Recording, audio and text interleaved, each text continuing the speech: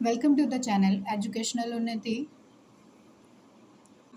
आज से हम न्यू सीरीज़ स्टार्ट करते हैं यहाँ पर साइकोलॉजी सब्जेक्ट के लिए। तो इसमें आपको बेसिक कॉन्सेप्ट बिल्डअप किए जाएंगे। बेसिक से लेकर एडवांस लेवल तक की हम साइकोलॉजी यहाँ पर पढ़ेंगे। तो आज के लिए हमारे टॉपिक्स इसमें रहेंगे साइकोलॉजी के लिए। साइकोलॉजी सबसे पहले क्या है वो समझेंगे, इसके स्कोप, ब्रांचेस, डेफिनेशन, इन सारी चीज़ों को समझेंगे। देन एजुकेशनल साइकोलॉजी जो है एक पार्ट है, एक ब्रांच है साइकोलॉजी की ही, उसके कॉन्सेप्ट को समझेंगे, इसके स्कोप, मेथड्स को समझेंगे एजुकेशनल साइकोलॉजी के। देन यहाँ पर कुछ वेस्टर्न साइकोलॉजी के स्कूल्स हैं और कुछ इंडियन साइकोलॉजी के स्कूल्स हैं। इन सारे कॉन्सेप्ट को यहाँ पर हम समझेंगे साइकोलॉजी में। और ये जो वीडियो है वो डेडिकेटेड रहेगी आपके डीएलएड के लिए, बीएलएड के लिए, बीएड के लिए और एमएड के लिए। तो इन सारे कोर्सेज़ को कवर किया जाता है एकेडमिक में इसमें। और उसके साथ साथ जितने भी आपके टीचिंग एग्ज़ाम्स होते हैं या जो भी एग्ज़ाम में साइकोलॉजी आती है, उन सारे एग्ज़ाम्स को यहाँ पर डेडिकेट किया जाएगा। ये क्लास हम स्टार्ट करते हैं यहाँ पर अब। So yes, the first and the most important thing is to understand the meaning of the psychology word। Psychology word का सबसे पहले यहाँ पर मीनिंग समझेंगे हम। तो साइकोलॉजी जो वर्ड है वो ग्रीक टर्म से लिया गया है, ग्रीक वर्ड माना जाता है। साइकी और लोगस, दो वर्ड से ये मिलकर बना हुआ है। साइकी का जो मतलब होता है, जो अर्थ होता है, वो सोल या आत्मा से होता है, और लोगस का जो अर्थ होता है वो साइंस से होता है। इसलिए साइकोलॉजी को हम कहते हैं कि इसमें जो है हम स्टडी करते हैं अपनी सोल की या फिर माइंड की। तो यहाँ पर आत्मा या फिर माइंड की जो है स्टडी किया जाता है। साइकी या साइको, दो वर्ड्स इसमें लिए जाते हैं मेनली, जिसमें दो वर्ड्स में साइकी जो वर्ड है वो आत्मा और सोल से डेडिकेटेड होता है, और साइको जो वर्ड है वो माइंड से रिलेटेड होता है यहाँ पर। तो साइकोलॉजी जो है वो एक तरह से स्टडी होती है यहाँ पर, या साइंस होती है हमारे सोल या आत्मा की। इसी टर्म को हम साइकोलॉजी के नाम से यहाँ पर जानते हैं। साइकी का मतलब जो ग्रीक टर्म में होता है वो यहाँ पर लाइफ से, सोल से और हार्ट से होता है, ये कहना है। एरिस्टोटल, प्लेटो एंड सोक्रेटिस का ये मानना है कि साइकी का अर्थ सोल या हार्ट से होता है। देन 17th सेंचुरी में जब मिडिल एज आई, तब साइकोलॉजी जो है एक तरह से साइंस ऑफ ब्रेन के नाम से इसको जाना जाने लगा। और इस टर्म को किसने दिया था? तो जेम्स सुल्ली और पैम्पोलॉजी ने इसको बताया। पैम्पोलॉजी और जेम्स सुल्ली ने कहा 17th सेंचुरी में कि साइकोलॉजी जो है एक तरह से वो साइंस ऑफ ब्रेन है। तो यहाँ पर समझिए इसको, सबसे पहले यहाँ पर ग्रीक फिलोसफर्स थे जिन्होंने साइकोलॉजी को सोल कहा, जिसमें एरिस्टोटल, प्लेटो और सोक्रेटिस आते हैं।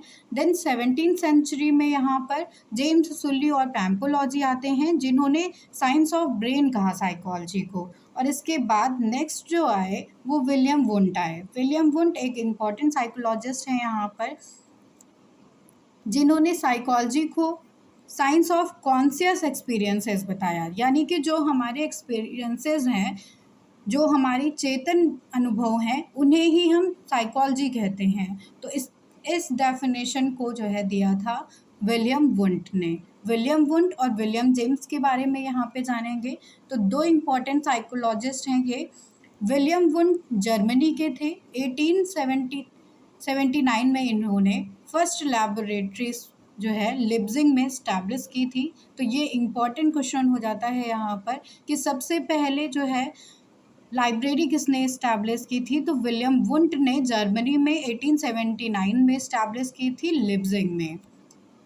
देन विलियम जेम्स जो हैं उन्होंने, वो अमेरिका के हैं और फंक्शनलिज्म में जो है मेन फादर माने जाते हैं विलियम जेम्स। तो जब फंक्शनलिज्म यानी कि स्कूल्स ऑफ साइकोलॉजी की जब बात की जाएगी, तब यहाँ पर मेन इंपॉर्टेंट रोल प्ले करते हैं फंक्शनलिज्म में विलियम जेम्स।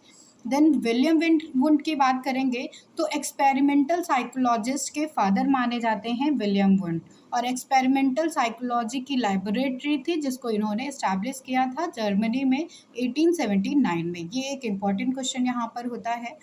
देन हम देखेंगे यहाँ पर नेक्स्ट साइकोलॉजी को ही डिफ़ाइन किया गया है कि साइकोलॉजी एक तरह से जो है फॉर्मली इसको हम डिफ़ाइन किया जाए करना चाहें तो ये साइंस है विच स्टडीज़ द मेंटल प्रोसेस, जिससे हम मेंटल प्रोसेस को का अध्ययन कर सकते हैं, एक्सपीरियंसेस का अध्ययन कर सकते हैं और बिहेवियर का जो है अध्ययन कर सकते हैं अलग अलग कॉन्टेक्स्ट में।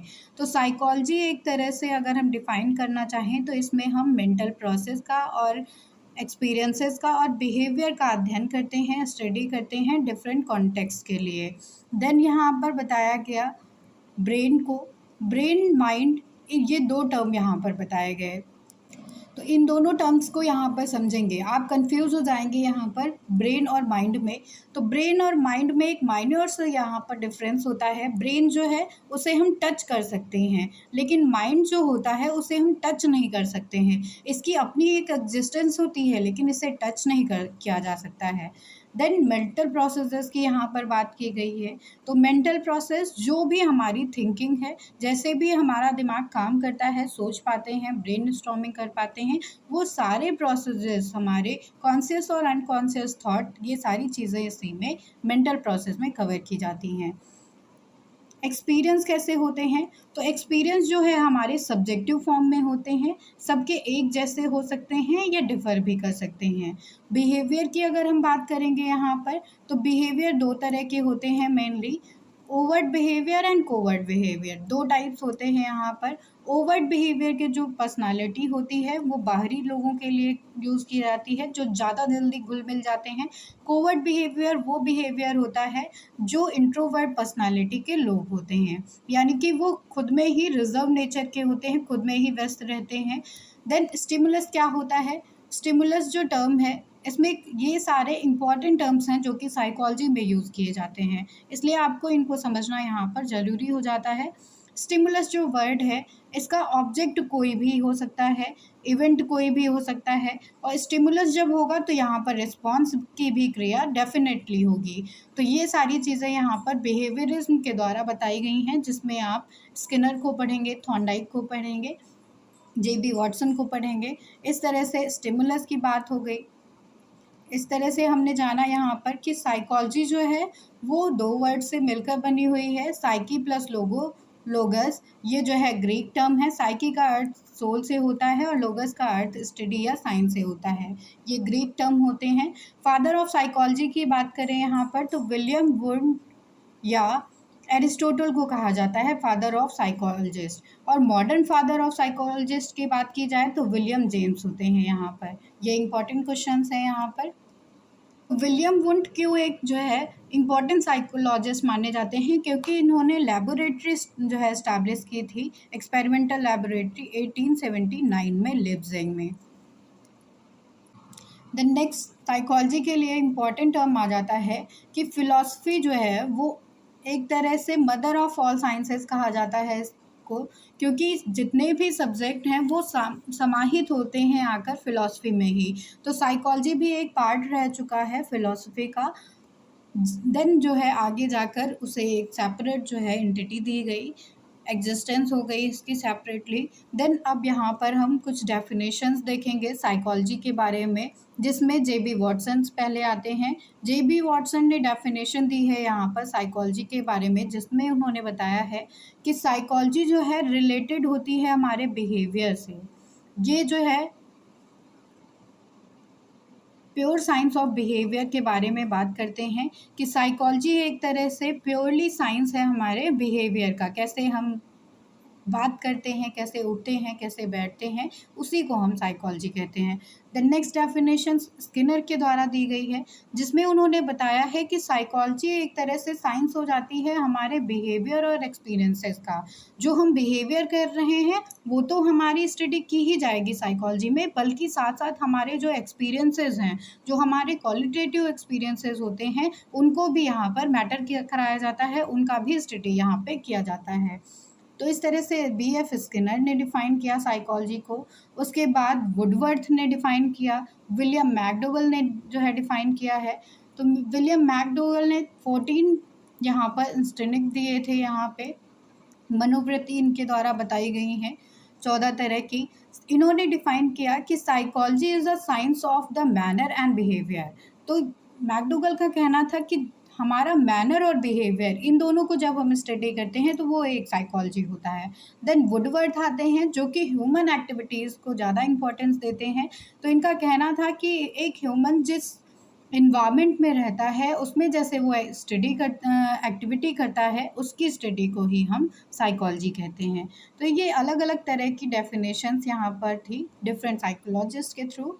इसके बाद यहाँ पर फर्स्ट लैबोरेटरी, जैसा कि आप लोग जान चुके हैं, यहाँ पर 1879 में इस्टेब्लिश की गई थी लिप्जिंग में, जर्मनी में। और किसने इस्टेब्लिश की थी? तो विलियम वुंट ने इस्टेब्लिश की थी। ये क्वेश्चन बहुत इंपॉर्टेंट है, इसको ज़रूर ध्यान रखिएगा।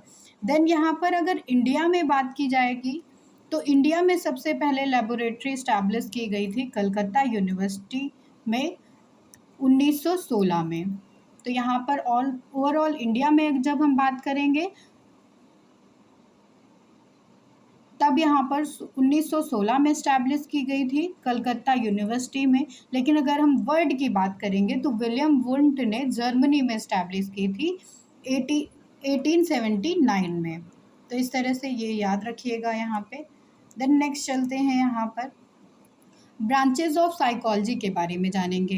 ब्रांचेज ऑफ साइकोलॉजी की बात करें तो कई तरह की ब्रांचेज होती हैं साइकोलॉजी की, जिसमें फर्स्ट वन आ जाती है यहाँ पर अबनॉर्मल साइकोलॉजी।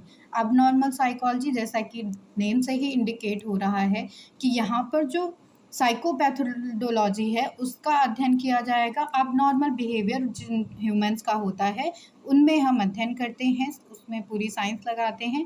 देन उस बिहेवियर को यहाँ पर करेक्ट किया जाता है।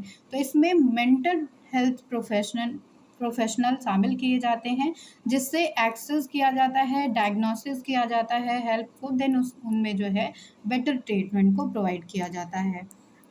इस तरह से सेकंड जो ब्रांच आ जाती है वो हो जाती है यहाँ पर बिहेवियरल साइकोलॉजी की।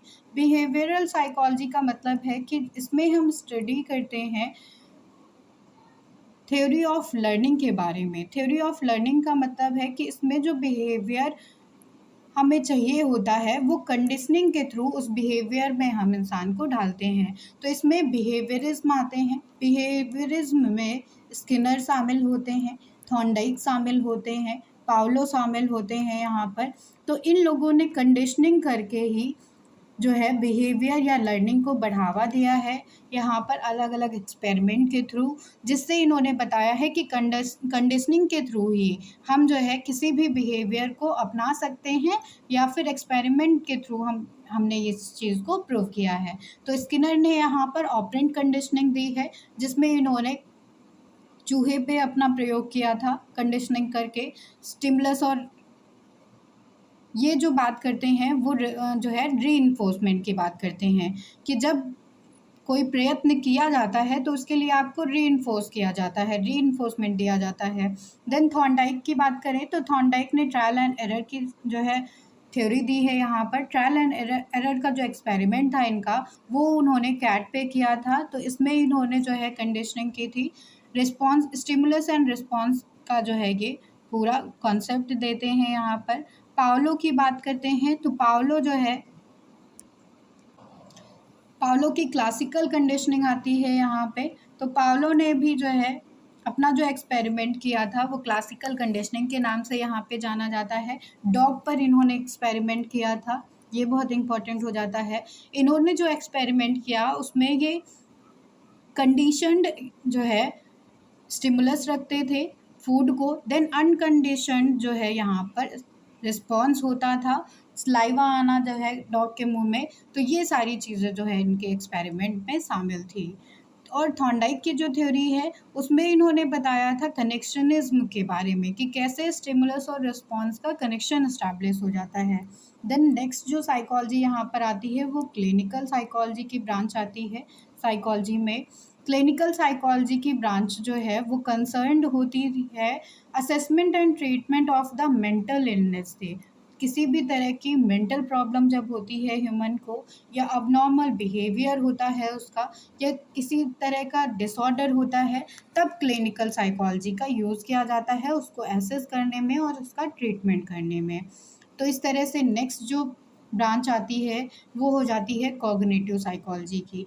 कॉग्निटिव साइकोलॉजी का मतलब हो जाता है कि ये जो साइकोलॉजी है वो पूरी तरह से फोकस करती है इंटरनल मेंटल स्टेट पर, यानी कि इसमें जो है कॉग्निशन, हमारे माइंड से रिलेटेड कोई भी प्रॉब्लम होगी वो इसमें जो है स्टडी की जाएगी।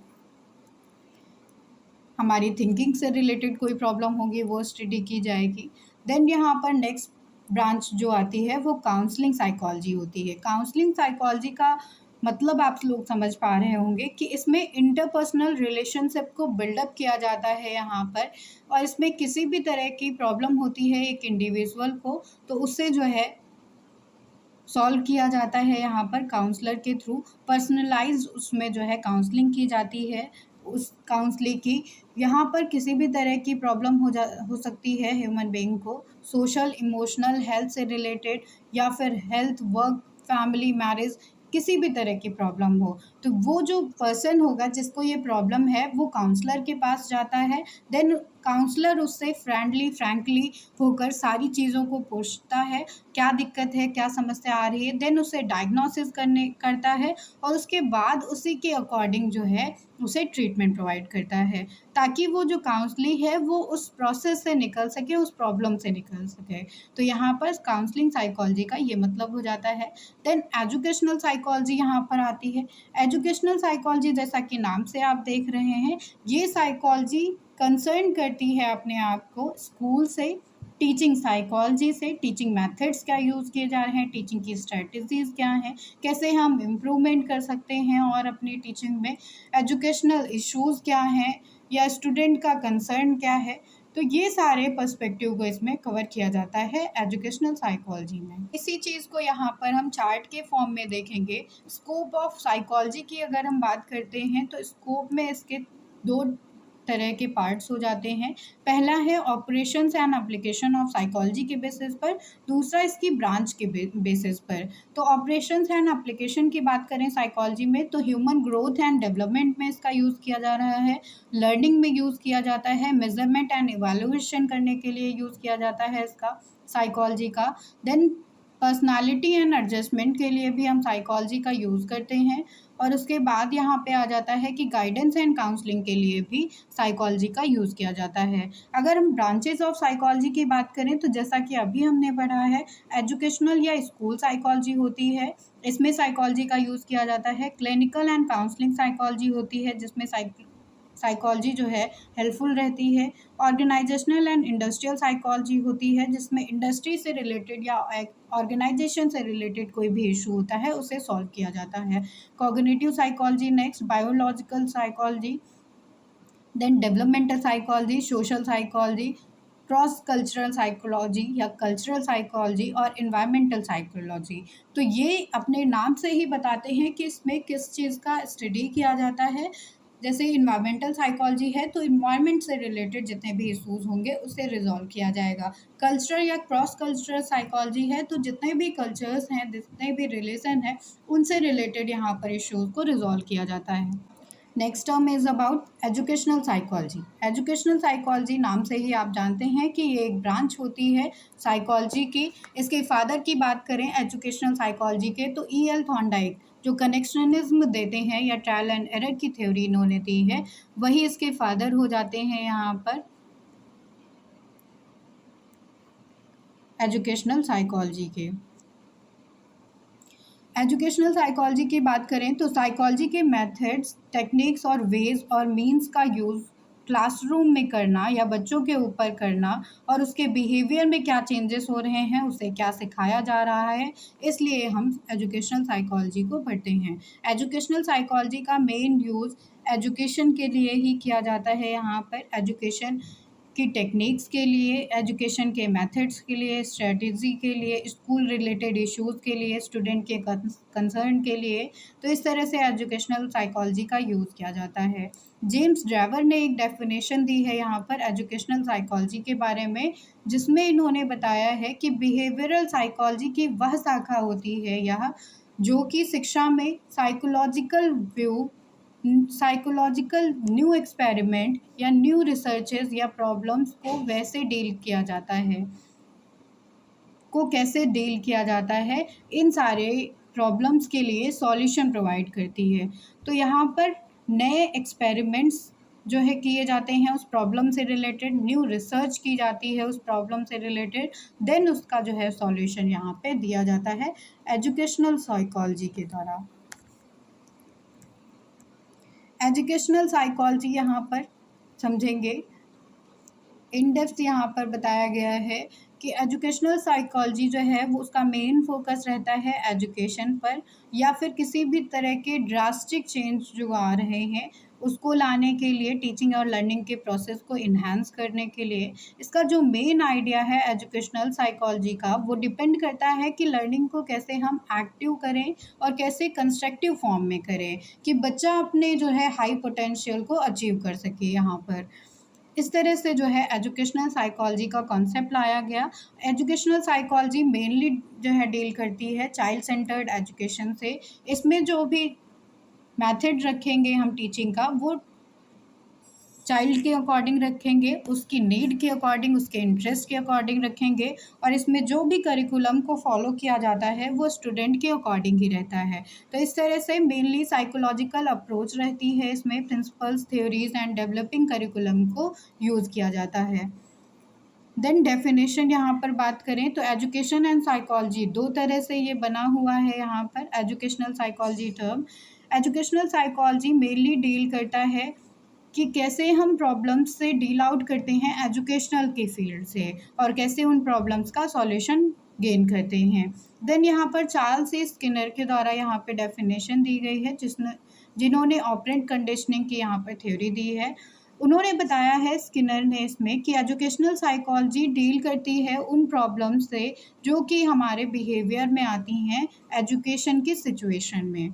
तो उन सारी बिहेवियर्स को ह्यूमन बीइंग के यहाँ पर सॉल्व किया जाता है।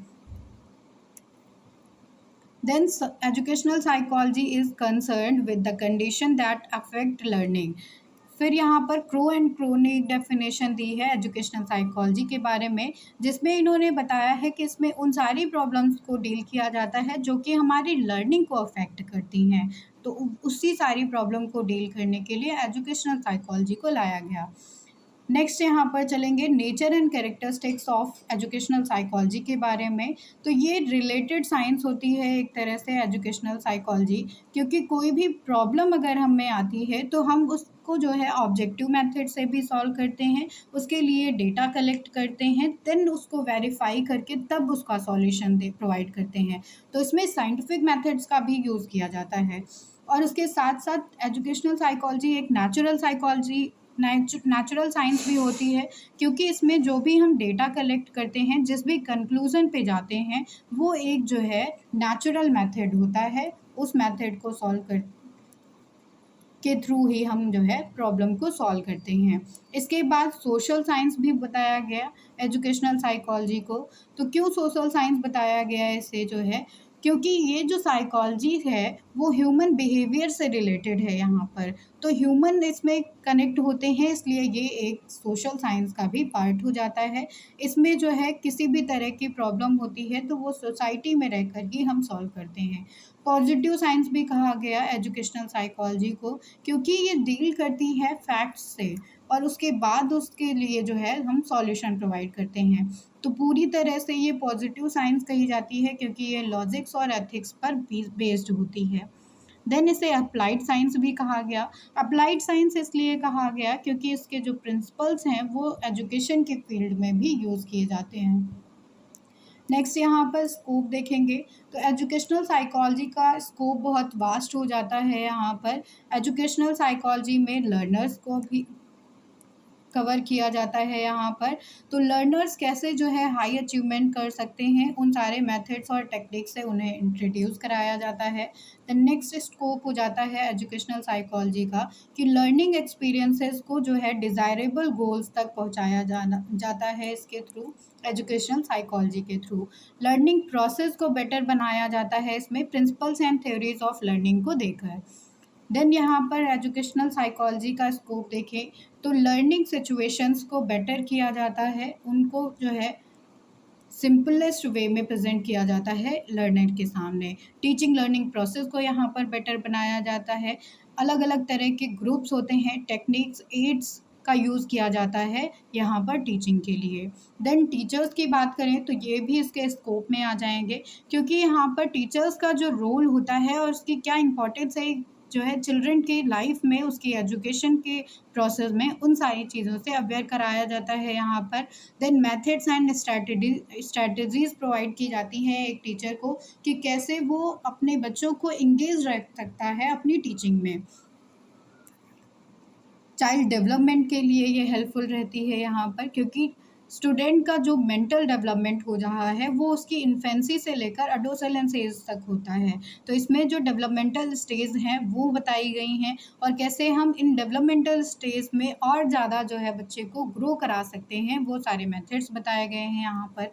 देन नेक्स्ट यहाँ पर स्कोप हो जाता है हेरिडिटी एंड एनवायरनमेंट का एजुकेशनल साइकोलॉजी के लिए, क्योंकि साइकोलॉजी एक तरह से प्रोडक्ट माना जाता है हेरिडिटी और एनवायरनमेंट का यहाँ पे।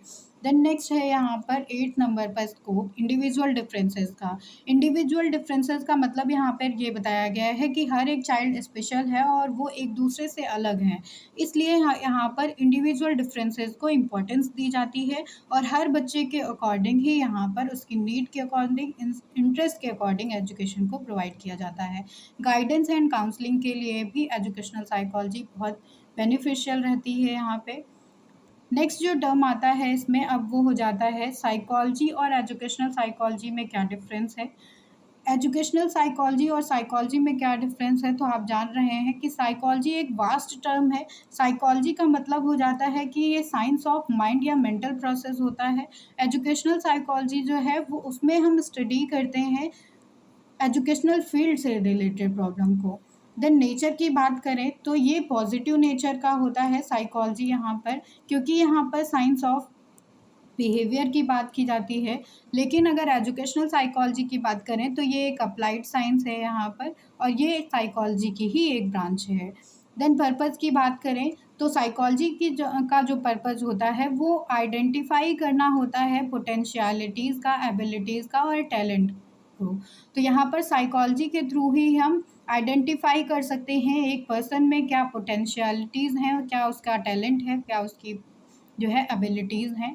लेकिन एजुकेशनल साइकोलॉजी जो है ये प्रॉपरली डील करती है कि लर्निंग एनवायरनमेंट के लिए कैसे जो है पोटेंशियलिटीज़, एबिलिटीज़ और टैलेंट होना चाहिए एक स्टूडेंट में।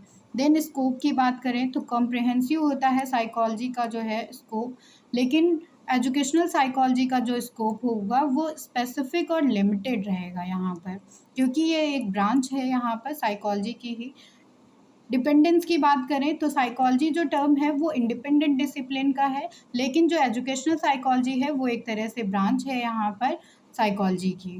तो इस तरह से डिफरेंस हो गया यहाँ पर साइकोलॉजी और एजुकेशनल साइकोलॉजी में। देन मेथड्स ऑफ साइकोलॉजी की बात करेंगे। नेक्स्ट यहाँ पर मेथड्स ऑफ साइकोलॉजी में आ जाएगा सबसे पहले ऑब्जर्वेशन मेथड। ऑब्जर्वेशन मेथड एक बहुत इंपॉर्टेंट मेथड है यहाँ पर, जिसके एग्जांपल्स की अगर हम बात करें तो सबसे पहला एग्जांपल इसमें हो जाएगा इंट्रोस्पेक्शन मेथड का। इंट्रोस्पेक्शन मेथड जो होता है उसमें हम खुद के बारे में लिखते हैं, खुद की क्या फीलिंग्स आ रही हैं किसी चीज़ को करने में, और ये एक तरह से सब्जेक्टिव फॉर्म होता है यहाँ पर मेथड का। देन नेक्स्ट आ जाता है एग्जाम्पल इसका ऑब्जर्वेशन या एक्सट्रोस्पेक्शन मेथड। इसको जेबी वॉटसन ने दिया है। ऑब्जर्वेशन का मतलब है कि हम डायरेक्टली ऑब्जर्वेशन के तौर पर वहाँ पर मौजूद होते हैं, देन ऑब्जर्व करते हैं। एक्सपेरिमेंटल मेथड थर्ड आ जाता है इसमें ऑब्जर्वेशन मेथड में, जिसको विलियम वुंड ने दिया है, और विलियम वुंड को फादर ऑफ एक्सपेरिमेंटल साइकोलॉजी कहा जाता है, क्योंकि इन्होंने सबसे पहले लैबोरेटरी को स्टैब्लिश किया था जर्मनी में। देन यहाँ पर नेक्स्ट आ जाता है फील्ड स्टडी मेथड, जिसमें घूमने की बात की जाती है, फील्ड ट्रिप पे ले जाया जाता है। नेक्स्ट यहाँ पर मेथड आता है सेकंड नंबर पर एजुकेशनल साइकोलॉजी में, जो कि एक्सपोजिशन मेथड होता है। एक्सपोजिशन मेथड का क्या सेंस है, इस मेथड में कई सारे मेथड्स को कवर किया जाता है। केस हिस्ट्री मेथड, यानी कि इसमें जो है ब्रीफली डिस्कशन किया जाता है। सर्वे मेथड, सर्वे के थ्रू जो है देखते हैं, जैसे कि जनगणना होती है। उसके बाद कंपैरेटिव मेथड होता है, कंपैरिजन किया जाता है दो चीज़ों में या 2 से ज़्यादा चीज़ों में, psycho analytical method, psychophysical method, interview method, genetic method, तो ये सारे मेथड्स इसमें कवर किए जाते हैं। एक्सपेरिमेंटल एंड क्लिनिकल मेथड भी इसी में कवर किया जाता है। क्लिनिकल का मतलब आपने समझा कि यहाँ पर मेंटल इलनेस आती है और ये एक तरह से भाग हो जाता है साइकोलॉजी का। समझते हैं यहाँ पर इंट्रोस्पेक्शन मेथड क्या है। इंट्रोस्पेक्शन मेथड सेल्फ अवेयरनेस के लिए यूज़ किया जाता है। विलियम वुंड के द्वारा दिया गया है। यहाँ पर ई.बी. टिचनर ने इसको जो है प्रोफाउंड किया था। सेल्फ ऑब्जर्वेशन के लिए इसको यूज़ किया जाता है। सब्जेक्टिव मेथड होता है इंट्रोस्पेक्शन मेथड, क्योंकि आपने देखा होगा जब कोई साइकोलॉजी प्रैक्टिकल किया जाता है तो आप अपने सब्जेक्ट से यहाँ पर इंट्रोस्पेक्शन रिपोर्ट लिखाते हैं, जिसमें आपका सब्जेक्ट बताता है कि इस साइकोलॉजी एक्सपेरिमेंट या टेस्ट को कर उसे कैसी फीलिंग आई। देन यहाँ पर सब्जेक्ट और इन्वेस्टिगेशन जो है सेम पर्सन पे की जाती है। ओल्डेस्ट मेथड ऑफ साइकोलॉजी के नाम से इसको जाना जाता है। ऑब्जर्वेशन मेथड के बारे में जानते हैं तो इसको वॉटसन ने दिया है। ये हेल्पफुल होता है एक्सपेरिमेंट के लिए। यहाँ पर तो जहाँ पर भी एक्सपेरिमेंट नहीं की जा सकती है वहाँ पर हम ऑब्जर्वेशन मेथड को यूज़ कर सकते हैं। 2 तरह का ऑब्जर्वेशन हो सकता है, नेचुरल ऑब्जर्वेशन, नेचुरलिस्टिक ऑब्जर्वेशन जो कि हम नेचुरल एनवायरनमेंट में करते हैं। ऑब्जेक्टिव ऑब्जर्वेशन सेकंड टाइप होता है इसका। इसके बाद एक्सपेरिमेंटल मेथड आता है। एक्सपेरिमेंटल मेथड आप जान रहे हैं यहाँ पर विलियम वुंड के द्वारा दिया गया है। Most objective method of behaviour study में इसको काउंट किया जाता है। देन यहाँ पर स्टेप्स की बात करते हैं तो स्टेप्स में आ जाता है एक्सपेरिमेंटल मेथड के फर्स्ट स्टेप की सबसे पहले हम प्रॉब्लम को आइडेंटिफाई करते हैं। Then formulation of hypothesis, hypothesis को क्रिएट करते हैं, डिज़ाइन करते हैं एक्सपेरिमेंट को। देन टेस्टिंग द हाइपोथेसिस, फिर जो है टेस्ट करते हैं हाइपोथेसिस को कि वो करेक्ट है या इनकरेक्ट है यहाँ पर। देन एनालाइज करते हैं रिजल्ट को और उसके बाद इंटरप्रिटेशन एंड कंक्लूजन लिखते हैं अपने रिजल्ट का। तो इस तरह से ये स्टेप्स हो जाते हैं एक्सपेरिमेंटल मेथड के लिए यहाँ पर। नेक्स्ट जो मेथड आता है वो केस हिस्ट्री या केस स्टडी मेथड आ जाता है यहाँ पर, जिसको दिया गया है फ्रेडरिच लेप प्ले के द्वारा यहाँ पर दिया गया है इसे। देन केस स्टडी मेथड जो होता है उसमें जो है थ्योरी फॉर्म में एक होल सोल समरी प्रेजेंट की जाती है एक ह्यूमन के लाइफ के बारे में। तो यहाँ पर ग्रुप्स या इवेंट्स के बारे में भी हम लिख सकते हैं। तो थॉरली स्टडी किया जाता है ह्यूमन का या उसके ग्रुप का या इवेंट का, जिस पे भी हमें केस स्टडी करना है। देन इसको जो इसमें जो डेटा आता है वो हम इंटरव्यू के थ्रू कलेक्ट कर सकते हैं, डायरेक्ट ऑब्जर्वेशन के थ्रू कलेक्ट कर सकते हैं या फिर एनेक्डोटल रिकॉर्ड के थ्रू कलेक्ट कर सकते हैं। नेक्स्ट मेथड यहाँ पर सर्वे मेथड आ जाता है। सर्वे मेथड में हम घर घर जाकर जो है इंफॉर्मेशन को कलेक्ट करते हैं, जैसे कि जनगणना में किया जाता है।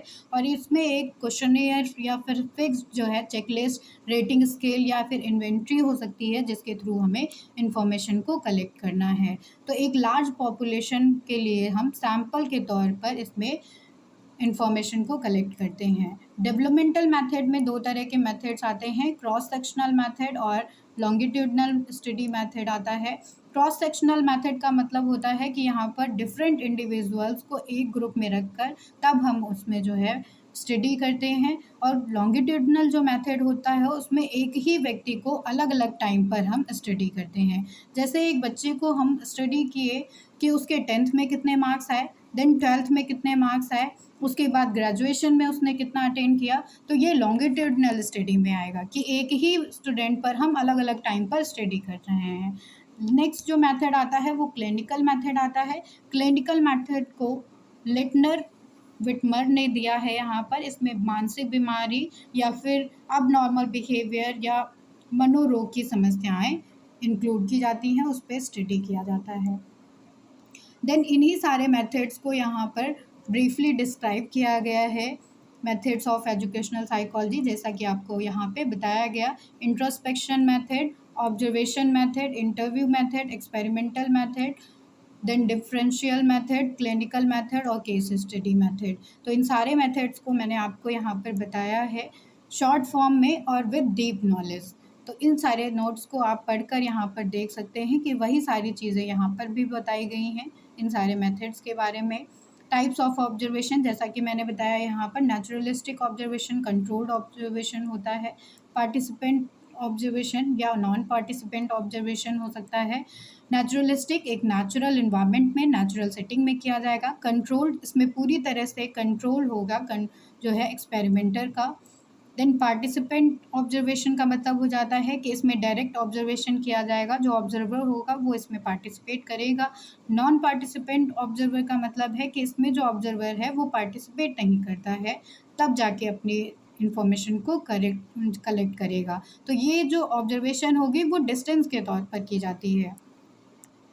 इंटरव्यू मेथड के बारे में आपको बताया गया। इंटरव्यू मेथड एक face to face information collect करने के लिए इन्वेस्टिगेशन का मेथड होता है यहाँ पर, जिसमें इन्वेस्टिगेटर और सब्जेक्ट फेस टू फेस यहाँ पर रहते हैं। टाइप्स ऑफ इंटरव्यू मेथड की बात करें यहाँ पर, तो कई तरह के टाइप्स हो सकते हैं इंटरव्यू मेथड में। जैसे पहला है यहाँ पर फोकस्ड इंटरव्यू, एक टॉपिक पर पूरी तरह से फोकस्ड होकर दो लोग बात कर रहे हैं। रिपीटेड इंटरव्यू हो सकते हैं, clinical interview, diagnostic interview. Diagnostic interview तब किया जाता है जबकि कोई एक प्रॉब्लम है और उसके जो है कॉजेज़ को हम लोग फाइंड आउट करने के लिए इंटरव्यू कर रहे हैं। रिसर्च इंटरव्यू रिसर्च के फील्ड में यूज़ किया जाता है। पर्सनल इंटरव्यू पर्सनल किसी प्रॉब्लम से रिलेटेड हो सकता है।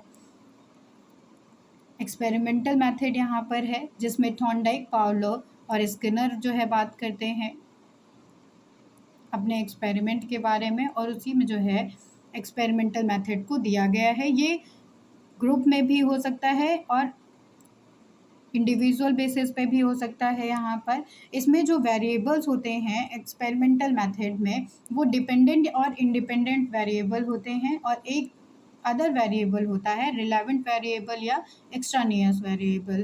तो इसमें इंडिपेंडेंट वेरिएबल जो होता है उसमें किसी भी तरह का चेंज मैनिपुलेट करने में कोई भी चेंजेस नहीं होते हैं एक्सपेरिमेंट के दौरान। लेकिन जो डिपेंडेंट वेरिएबल होता है उसमें अगर हम मैनिपुलेशन करते हैं तो हमें चेंजेस देखने को मिलते हैं। देन एक्स्ट्रानियस वेरिएबल थर्ड टाइप का वेरिएबल हो जाता है, जिसमें रिसर्चर जो है इंटरेस्ट लेता है। डिफरेंशियल मेथड यहाँ पर बताया गया, जिसको सर्वे मेथड के नाम से भी जानते हैं। Clinical method mental illness problem से रिलेटेड होता है। केस स्टडी मेथड में एक ब्रीफली या थॉरोली स्टडी किया जाता है किसी स्टूडेंट के या ग्रुप के या इवेंट के बारे में, तो इन डेप्थ स्टडी होती है और एनालिसिस किया जाता है इंडिविजुअल के बारे में। सर्वे मेथड, जैसा कि आपको बताया गया कि क्वेश्चनएयर, चेकलिस्ट, रेटिंग स्केल या इन्वेंट्री के थ्रू इसमें जो है इंफॉर्मेशन को कलेक्ट किया जाता है। यहाँ पर नेक्स्ट जो टॉपिक लिया गया है वो वेस्टर्न एंड इंडियन फिलॉसफी का हो जाता है। वेस्टर्न और इंडियन फिलॉसफी का यहाँ पर मतलब है कि क्या क्या स्कूल्स जो है शामिल है यहाँ पर वेस्टर्न फिलॉसफी में और इंडियन फिलॉसफी में। तो यहाँ पर जानेंगे हम वेस्टर्न फिलॉसफी का जो कॉन्सेप्ट है वो कॉन्सेप्ट ऑफ साइकोलॉजिकल प्रैक्टिस पर जो है डिपेंड करता है। यहाँ पर साइको एनालिसिस, कॉग्निटिव थ्योरी या बिहेवियरिज्म, ह्यूमनिज्म, ये सारे स्कूल्स इसमें कवर किए जाते हैं। देन यहाँ पर देखें तो एरिस्टोटल और प्लेटो ने बताया है, ये फर्स्ट फिलोसफर थे जिन्होंने माइंड को इम्पोर्टेंस दी है। इम्पोर्टेंट स्कूल्स बताए जाएं यहाँ पर अगर वेस्टर्न फिलॉसफी के, तो इसमें आ जाते हैं structuralism, functionalism, behaviourism, psycho analysis, gestalt psychology, humanistic psychology और कॉग्निटिव साइकोलॉजी। नेक्स्ट जो लेक्चर होगा हमारा वो स्कूल्स ऑफ साइकोलॉजी पे ही होगा। हम इन सब स्कूल्स को स्टडी करेंगे यहाँ पे। तो इस तरह से इंडियन साइकोलॉजी जो है, इंडियन साइकोलॉजी में वेद के जो है स्कूल्स को शामिल किया गया है। तो हमारा जो वेद है या उपनिषद हैं उनसे रिलेटेड यहाँ पर साइकोलॉजी है। ऑर्थोडॉक्स स्कूल्स को इसमें शामिल किया गया है जो कि वेदों पे बिलीव करते हैं, वेदों की इम्पोर्टेंस को मांगते हैं, गॉड की इम्पोर्टेंस को मांगते हैं। उन सारे जो है स्कूल्स को इसमें शामिल किया गया है। 6 स्कूल्स इसमें मेनली कवर किए गए हैं। फर्स्ट स्कूल इसमें से हो जाता है सामाख्या, जिसमें जो है कपिला मुनि ने इसको दिया है, कपिल मुनि जिसको कहते हैं। सेकंड स्कूल इसमें से योगा हो जाता है, जिसको पतंजलि ने दिया है। थर्ड स्कूल इसमें से न्याय हो जाता है, जो स्पेसिफिक अप्रोच को देता है यहाँ पर न्याय, फ्रीडम जो है विजडम की बात करता है। वैशेषिका स्कूल होता है यहाँ पर, जो कि मेटाफिजिक्स की बात करता है। इसमें पुरुष और प्रकृति की बात की गई है वैशेषिका में। सामाख्या स्कूल में यहाँ पर। तो पुरुष और प्रकृति का जो कॉन्सेप्ट है वो सामाख्या स्कूल से रिलेटेड है यहाँ पर, जिसमें पुरुष सोल को कहा गया है और प्रकृति नेचर को कहा गया है। और पुरुष किसी भी तरह का कॉज और इफेक्ट नहीं होता है, लेकिन प्रकृति जो है वो कॉज होती है। प्रकृति जो है ओनली कॉज में इंक्लूड की जाती है। वैशेषिका यहाँ पे मेटाफिजिक्स से रिलेटेड स्कूल है यहाँ पे। नेक्स्ट स्कूल मीमांसा आता है, जिसको वेदास पे बिलीव होता है यहाँ पे। और लास्ट स्कूल यहाँ पे आ जाता है वेदांता। वेदांता जो बात करता है वो रियलिटी की बात करता है, रियल स्कूल्स पर बिलीव करता है। तो इस तरह से आपको साइकोलॉजी में यहाँ पर साइकोलॉजी टर्म बताया गया, कुछ इंपॉर्टेंट टर्म्स बताए गए, साइकोलॉजी से रिलेटेड डेफिनेशन, उसके स्कोप बताए गए, ब्रांचेस बताई गई। देन एजुकेशनल साइकोलॉजी के बारे में हमने जाना, उसका स्कोप, उसके मेथड्स जाने एजुकेशनल साइकोलॉजी के। और उसके बाद वेस्टर्न एंड इंडियन फिलॉसफी में कौन कौन से स्कूल्स हैं उसको हमने कवर किया। तो इस तरह से ये लेक्चर यहाँ पर ख़त्म होता है। Thank you everyone.